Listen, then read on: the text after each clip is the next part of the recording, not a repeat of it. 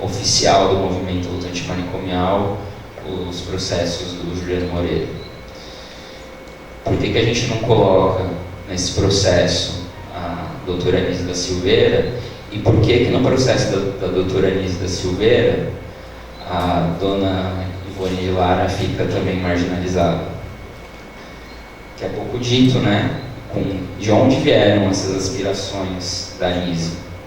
Será que vieram todas da cabeça dela? Sem querer tirar, enfim, não estou querendo deslegitimar a Anísia da Silveira, mas só para ponderar o que está sendo invisibilizado nesses processos, né? E o que a gente está reforçando quando a gente naturaliza essa narrativa. Bom, acho que essas provocações aqui que eu queria trazer, mas para fechar, a gente tem vista que hoje a luta antimanicomial, mais do que ser uma luta para romper com a estrutura do manicômio, é pautar uma sociedade de direitos, é resgatar, né, a questão dos direitos humanos, porque a gente vive uma democracia que é muito imatura ainda, né? E se a gente for pensar geracionalmente, 4 gerações atrás de muitas famílias, essas pessoas seus ancestrais foram escravizados, né? Então ainda é muito recente na nossa história esse prisma, né, do que é esse processo de racismo, né, esse processo de invisibilização. Inclusive porque na experiência que eu tive nas RTs foi muito profícua. Inclusive a professora Raquel Gouveia, da Faculdade de Serviço Social da FRJ, lançou um livro com a Melissa, que são colegas nossos do núcleo, né, pensando a questão do debate interseccional no escopo da luta antimanicomial. Porque quais são os profissionais mais sobrecarregados? Qual é o perfil dos profissionais mais sobrecarregados no escopo dos serviços substitutivos? Qual é o perfil? São mulheres negras, as cuidadoras das RTs, enfim, os cargos de nível não superior no serviço de saúde, e aí não só da saúde mental, mas também na atenção básica, né? São pessoas das classes populares, majoritariamente favelados, que têm o seu trabalho deslegitimado, né? Então, enfim, a gente pensar, trazer essas ponderações aí para o caldo do debate que a gente quer fazer de luta antimanicomial, porque a gente, infelizmente, no Brasil, a gente tem toda uma contaminação, né? A gente tem uma síndrome do cachorro vira-lata, né? E aí a gente acaba querendo pegar todas as experiências aí de fora do que a gente entende como referência e achar que é a fórmula que vai se adequar para a nossa realidade. Mas assim, a realidade de um sistema universal de saúde para mais de 100 milhões de pessoas, universal, gratuito, é só aqui. Então a gente vai ter que se haver, né, com os nossos problemas e inventar as nossas soluções. Vai estar lá fora, né? Por mais que a gente possa aprender com as experiências de fora, não são elas que vão dar conta das nossas questões.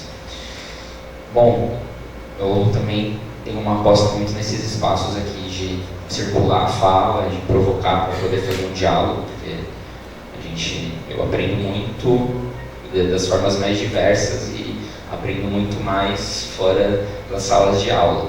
Então, pessoas que não necessariamente alcançaram esses lugares, né? Então reforço assim a fala da Flávia do quanto que a gente aprende com os familiares, com usuários.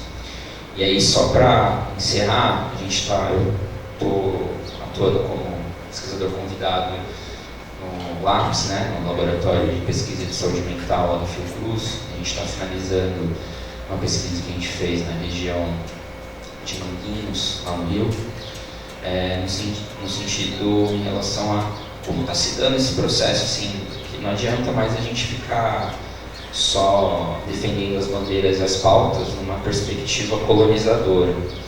Bom, vou justificar. A A gente, na pesquisa, a gente fez algumas abordagens com trabalhadores e com lideranças da comunidade para pensar como é que estava sendo o impacto da implementação da saúde da família e do serviço de saúde mental que tem lá no território, né? E, enfim, é uma experiência muito emblemática, porque foi a comunidade lá, que tem um espaço de conselho gestor de participação social, que tensionou com a Secretaria Municipal de Saúde a abertura do CAPS lá no complexo de Manguinhos. Só que quando o CAPS é implantado, começa a funcionar, as pessoas, a população se sente traída com a implementação do serviço, porque eles esperavam que o serviço servisse de depositário para as pessoas que fazem uso abusivo na cena de uso lá, que acabam ficando perambulando, né, em situação de rua. E aí a gente vai identificando com algumas lideranças do circuito dominical, de que, enfim, eles dão um depoimento de que, a saúde até faz algumas coisas, né, vocês estão aí, mas no período que a gente precisa, que é à noite, que a galera tá chapada, tá muito louca, pedindo ajuda, não tem ninguém. Aí eles recorrem quem? Aos pastores. E esses pastores têm um próprio CISREG, inclusive, um sistema de regulação para encaminhamento às comunidades terapêuticas da região da Baixada.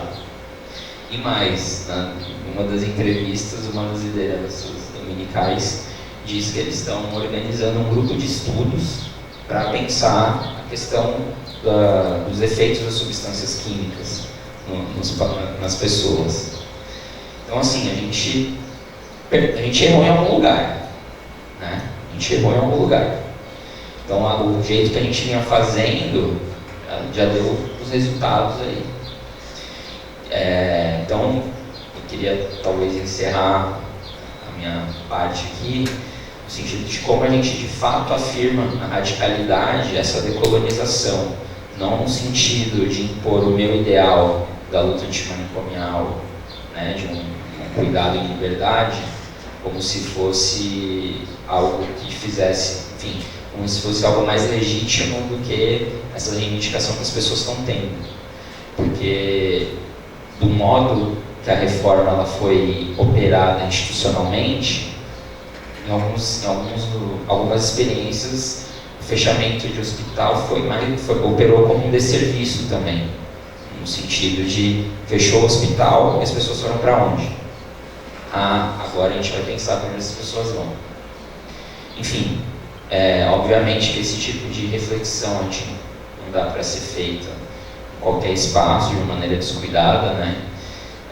Tendo em vista que a gente corre o risco aí de estar alimentando coisas que a gente não compactua, mas entendo que aqui é um espaço de que não tem ninguém aqui defendendo o eletrochoque, não tem ninguém aqui defendendo internação compulsória e involuntária, né? Então aqui é um espaço que dá para a gente olhar para trás com uma criticidade, inclusive fazendo uma menção à professora Magda de Menstein, lá da Faculdade de Psicologia do Ceará, Federal do Ceará, que em 2012, no Fórum da Abrasam lá em São Paulo, fez uma apresentação provocando, será que daqui 10 anos a gente vai ter que fazer uma luta para desencapsular as pessoas do CAPS, tendo em vista que alguns CAPS estavam operando como depositórios? Então, a gente não pode esquecer que no próprio governo do PT, o Dornelles foi eleito para a Secretaria de Saúde Mental e Atenção Psicossocial. Em 2011, a comunidade terapêutica foi inserida na RAPS.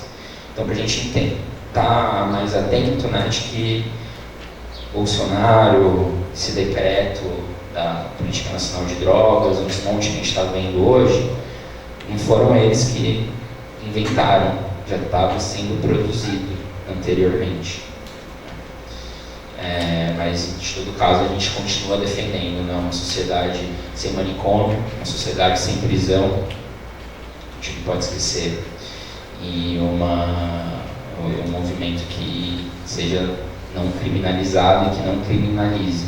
Porque, por exemplo, a pauta da descriminalização das drogas não é uma pauta consenso no existem setores ainda que têm certas dificuldades de pensar, às vezes até ponderam o circuito da cannabis medicinal, mas descriminalizar outras drogas, calma aí, não é bem assim, né? Então, enfim, espero ter podido atender minimamente o convite que foi feito e agradecer a atenção de todas e todos.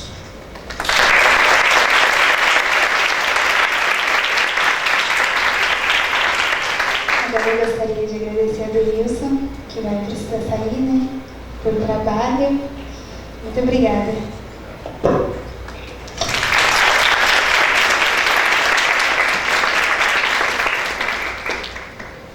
Bem, nós vamos abrir para as perguntas, serão 3. Alguém?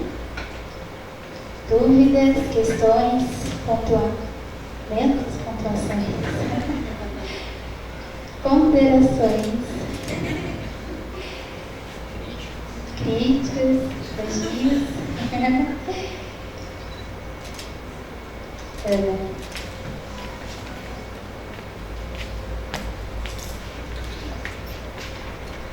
Oi, gente, bom dia. Meu nome é Ana Luísa. Eu não vou fazer nenhuma pergunta, eu vou só contar algumas coisas que eu acho que é importante. Quando o Rui está falando sobre a questão dessa falta de dinheiro, né, eu não consigo não pensar na questão da dívida pública. E aí eu acho que é importante colocar essa questão e colocar algumas informações, né? Porque é bastante comum a gente ver a justificativa, né, para o sucateamento, para corte de verba, para PEC 55, é que não tem dinheiro. Mas só em 2018, com juros e amortização dessa dívida pública, foram gastos 1 trilhão e 65 bilhões de reais. Isso significa 2,9 bilhões de reais por dia. Então, assim, é exatamente o que você estava falando, né? Tem dinheiro. Só que o dinheiro não está indo para os serviços públicos, para serviço público de qualidade, para salário digno, está indo para outras coisas, né?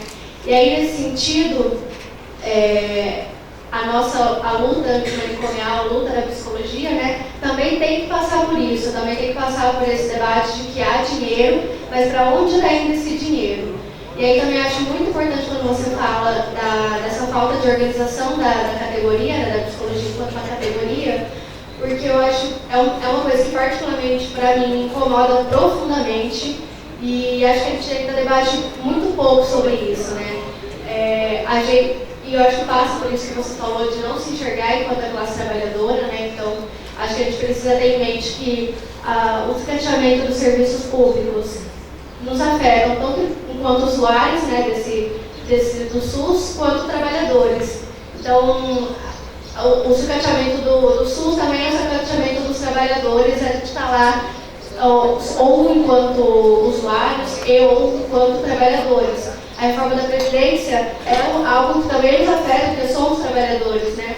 E no sentido também de que se a gente coloca que saúde não é só ausência, né, de doença, que é garantia de direitos, que as pessoas têm acesso à moradia, à cultura, a todo tipo de direito, a gente também tem que estar a serviço dessas lutas, né? Então a gente também tem que estar, enquanto categoria, enquanto luta antimanicomial, inserido nessas lutas, né? Contra a nossa precarização e quanto à precarização de uma forma geral, né? Em defesa dos direitos, em defesa da saúde, nesse conceituando dessa forma mais ampla, né? Que não é só ausência de doença.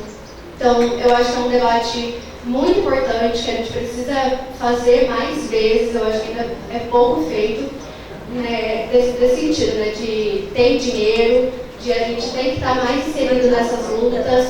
A nossa prática profissional ela precisa, né, estar pautada na realidade, levar em consideração que o quanto o racismo, o empobrecimento, essa crise econômica, tudo isso afeta os nossos usuários, né, afeta os nossos pacientes, quanto nos afeta e está mais inserida nessas lutas, né, não só enquanto a gente individualmente, mas enquanto uma categoria.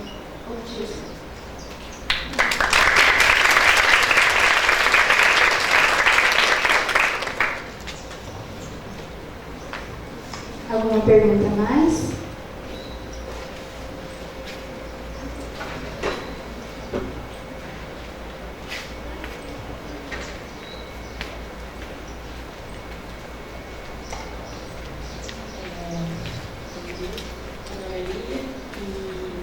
Eu não queria fazer uma pergunta, eu queria pontuar, queria fazer uma denúncia até de uma informação que eu não sei se vocês sabem, que eu vi no Facebook de uma profissional da psicologia, o quanto esse movimento de retomada dos manicômios está se fortalecendo muito.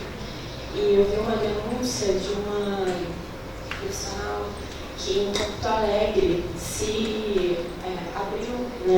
abriu um manicômio, que eles falam que é um alojamento, né? Agora eles estão chamando de alojamento, onde 120 moradores de 15 residências terapêuticas foram desalojados de suas casas e foram enviados para um alojamento único, né? E um espaço que estava lá abandonado e que agora estão se contratando pessoal, né, que a gente sabe que não são profissionais que são capacitados na área de saúde mental. E assim, eu até tomo isso como um apelo mesmo para a gente, como estudantes, como os futuros profissionais, porque eu não tenho visto mobilização contra esse tipo de coisa assim, que leva acontecendo na nossa cara, assim, que está acontecendo, entendeu? Já está sendo denunciado, está sendo afirmado, está sendo colocado isso para a gente. E a gente tem que pensar que, gente, a vida de todos nós, né? Qualquer um aqui está propício a isso, e dinheiro tem. Até quem já fez aula com a Flávia, né? Uma coisa que ela aponta muito é como a internação, né? Ela é mais cara do que esses serviços substitutos, né? A atenção psicossocial. Então, é a serviço de quem, né? Essa política, para quê? Não é por falta de verba. Então, é isso, os manicômios estão reabrindo, está acontecendo, entendeu? Então, eu acho que a gente tem que unificar essa luta mesmo, porque isso é a produção de vida, né, de existência que está se dando na nossa sociedade. A gente tem que ficar atento a isso, a gente tem que se posicionar. E eu só queria falar sobre isso que eu vi, porque eu não vi pessoas falando sobre isso na minha rede social, e eu acho que é importante a gente estar sabendo disso com estudante de psicologia, que reabriu um manicômio em Porto Alegre. E é isso.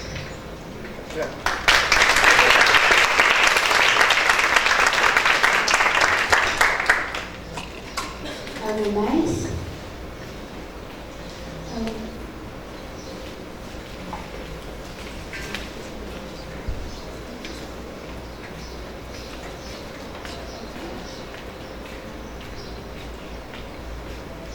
Bom dia. Eu queria parabenizar a mesa pela colocação. Eu só fico assim preocupado que a gente está dentro de uma universidade e a gente tem tão pouca informação com relação ao que está em jogo nesse campo. E eu fico pensando na população de uma maneira geral, qual o acesso que ela tem, a possibilidade que ela tem de conhecimento de toda essa correlação de forças que se dá e do processo como está colocado. A gente tem percebido com o professor Ricardo, nas aulas dele, o que é o SUS de verdade, qual a dimensão da coisa. E eu fico pensando que a grande maioria das pessoas da população brasileira sequer tem a dimensão do SUS, porque acha que o SUS é só fila de hospital, reduz o SUS ao mínimo, sendo que muita gente ficaria toda inviabilizada, como diz o professor Ricardo, se o SUS acabasse. E eu fico pensando coisas assim problemáticas. Por exemplo, quem viu outro projeto de reforma administrativa do Paulo Guedes já viu. Militante de partido político não pode ser considerado funcionário público. Ele dizendo, funcionário público que é militante de partido, que é afiliado a partido, não é funcionário público, é militante. Então ele não pode ser tratado como funcionário público. E a gente percebe que essa questão de militante não vai passar só pelo partido político, não vai passar por qualquer área. Se você trabalha na saúde, trabalha em qualquer lugar, você é um militante, você não é funcionário público, você é um militante, você tem que estar aqui dentro fazendo política. A gente preocupa, por exemplo, a questão de fundir os municípios com menos de 5 mil habitantes, ou até 5 mil habitantes, ele vai querer que outros municípios incorporem esses municípios. A gente vê que isso vai causar um caos. E eu fico pensando assim, como é que a gente pode tensionar esses pontos, onde que a gente vai tensionar esses pontos, principalmente se tratando da psicologia, uma psicologia que se pretende potencializadora de processo, onde que a gente vai tensionar isso diante de uma população que desconhece a dimensão do processo, uma população que acha que o diferente tem que ser encarcerado mesmo, o diferente de certa forma tem que ser realmente colocado de lado, apoia isso por desconhecimento, ou sei lá, ideologicamente eu acho que é muito mais por desconhecimento. E eu fico pensando assim, onde que a gente vai tensionar isso e quais os pontos que a gente pode firmar mais entre aqueles que ficam nessa luta. O Rui diz muito bem, né, não há um consenso dentro do próprio processo de luta antimanicomial do que seja esse processo, como esse processo se daria, e onde que a gente tem que tensionar isso de verdade. Quais são os inimigos realmente quem são realmente os nossos inimigos? A gente pontuar de quem realmente nós estamos falando, quando nós estamos falando que defende a luta manicomial, a gente está falando de neoliberalismo. Mas quem são esses inimigos? Quem são pontuados esses inimigos? E acredito nisso, como nos diziam lá atrás, o preço da liberdade é a eterna vigilância. Ou seja, a liberdade tem um preço a se pagar, supõe que você esteja vigilante o tempo todo. Mas onde que nós temos que tensionar isso mais? Por onde passa realmente essa luta? Quem são realmente esses inimigos de quem nós estamos falando, que realmente hoje tentam fazer esse retrocesso? E eu fico pensando, a luta antimanicomial, em algum momento, ela é uma política de Estado ou ela é simplesmente uma política de governo? Bom, são só questões que nem tem sentido o que eu falei, mas é só para tensionar um pouco a...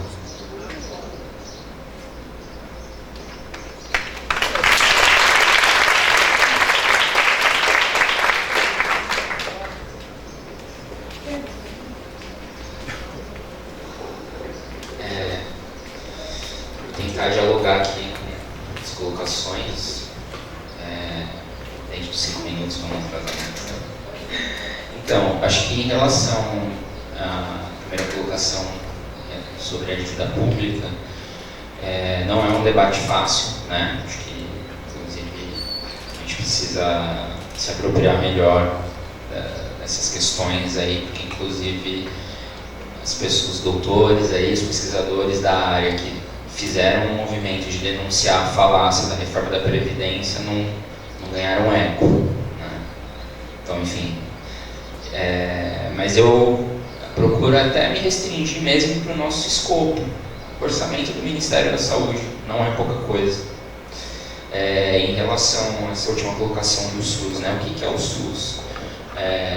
O SUS é esse manicômio particular que abriu na Porto Alegre, é SUS também. A gente é educado, a gente é induzido a achar que o SUS é só os equipamentos públicos, mas ele também, todo o sistema universal de saúde, e o SUS é um tipo de sistema universal de saúde, ele legisla sobre os serviços privados. Não é à toa que na Constituição ele é complementar ao sistema público, o privado é complementar. E enfim, tem uma questão da dívida, esses conglomerados de saúde, que eles tinham que dar uma devolutiva para o SUS, né, por procedimento que eles não dão, e é perdoado historicamente desde os anos 90. Eles não são cobrados por não são impostos, né, mas eles teriam que fazer um repasse por eles estarem fazendo, enfim, esses procedimentos que são reembolsados pelo SUS, né, como, por exemplo, as internações. Então, de fato, a gente precisa entender, e aí, por exemplo, no âmbito da nossa luta contra a medicalização, eu sempre tenho ponderado, desde a minha experiência prática na saúde, ali, enquanto trabalhador no dia a dia, que a gente estava com uma epidemia no Rio de sífilis e não tinha bezetacil para fazer os tratamentos da sífilis. E assim, é risório o custo da produção do bezetacil para tratar a sífilis. Então, até para a gente, enfim, entender que, apesar de a gente viver numa sociedade mega medicalizada, a gente ainda vive uma realidade de falta de acesso à medicação para determinadas pessoas. Eu acho que a gente não pode esquecer o que foi essa última eleição do CRP, que tinha uma chapa escancaradamente, né, homofóbica, né, racista, enfim, super emparelhada com essa nova política aí que a gente está enfrentando.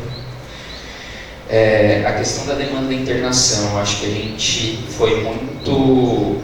Talvez a gente tenha queimado uma largada que tange o processo de fortalecimento da base, dos movimentos de base, para pensar a questão da internação. Isso eu digo muito por uma experiência, tanto no SUS, quanto agora que eu estou tendo enquanto profissional do setor privado, que a internação, o espaço de internação, ele é legítimo para pensar o tratamento, ele não pode ser o fim, né? E dentro de todos os nossos ideais aí de respeito, né? Não ser algo involuntário, enfim, ser algo construído, não quanto um aparelhamento de exclusão. Mas, como eu coloquei no final da minha fala, né? Às vezes, em determinados processos de fechamento dos manicômios, em certa medida também fez um desserviço, no sentido de não pensar para o que a gente vai fazer com quem está saindo desses manicômios. Não foram todos os fechamentos que tinham uma rede já montada para ser substitutiva. Em relação à última fala, né, de quais são os nossos inimigos, e aí eu voltaria um pouco com a ideia que o Foucault traz, né, de como se ter uma vida não fascista. Porque minha avó dizia, né, cuidado antes de apontar o dedo, quando você apontar um contra você se voltam 3. E aí da gente fazer um processo, qual que é a parte do bolo que compete a gente nessa situação toda. Que de alguma maneira não dá só para a gente se colocar enquanto vítima. De alguma maneira a gente está legitimando tudo isso que está acontecendo. Então, de fato, antes da gente pensar de destruir os manicômios externos, como é que a gente consegue desconstruir os nossos manicômios? Bom.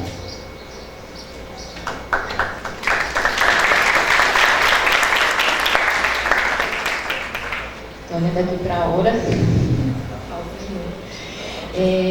Dialogar rapidamente, assim, pelo que vocês me ativaram nessas não perguntas, mas considerações, né? Assim, acho que pensando junto aí, acho que a Ana Luísa, né, traz um recorte do sucateamento das políticas públicas, né, da questão do financiamento. Acho que tem isso. Se a gente for aí, assim, olhar para essa questão do recurso financeiro, mas para que mesmo que ele está sendo usado, eu acho que é isso. Né? Não é a ausência do dinheiro, mas é a disputa por projetos políticos. Né?